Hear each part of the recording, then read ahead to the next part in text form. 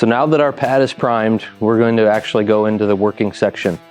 So the section size that we want to do is 6 times the size of the pad on whatever given tool that we're using. So on this particular one, that is 1, 2, 3, 4, 5, 6.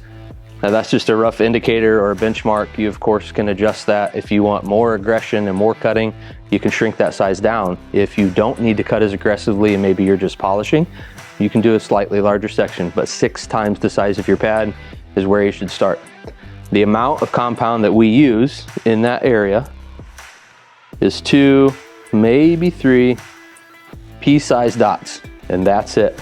Not 4, not 5. The key here is to not overuse the compound. More compound in this kind of system does not make this work better. It actually makes it work worse. So we're going to do 6 times the size of the pad with 2 to 3 dots. With these tools, you're going to be somewhere in between 3 and 4. We're going to travel up and down, and then we're going to change directions and go side to side, overlapping by half every time. We will work with almost deliberately slow arm speed because we're not afraid of burning the paint with this style of tool. If you do all of that correctly, your working time should be roughly 30 to 40 seconds. This is not a long cycle product. You do not have to cycle this until the residue goes clear. So if you've used the right amount of compound, you've done the proper cycle time, this stuff is very, very easy to wipe off and it will not dust. If you overuse the compound and if you cycle longer than that 30 to 40 second window, it can be dusty and that can also cause it to be difficult to wipe off.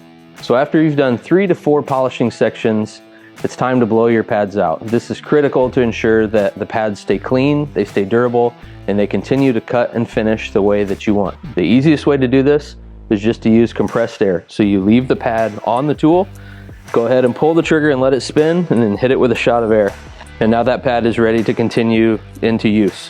One of the most common questions that we get is, after I blow the pads out, do I have to reprime them? The answer is no. There's still plenty of moisture left in this pad. So after we blow it out, we only need to add our 2 to 3 dots and continue the polishing process. If this pad is done for the day, we're not going to use it any longer, we blow it out and then we throw it in a bucket of clean water. The idea is we want to let this pad soak and stay wet before we go through the cleaning process, because if you let it dry, the paint will start to harden, it mixes with the compound residue, and they could become really difficult to clean out after that.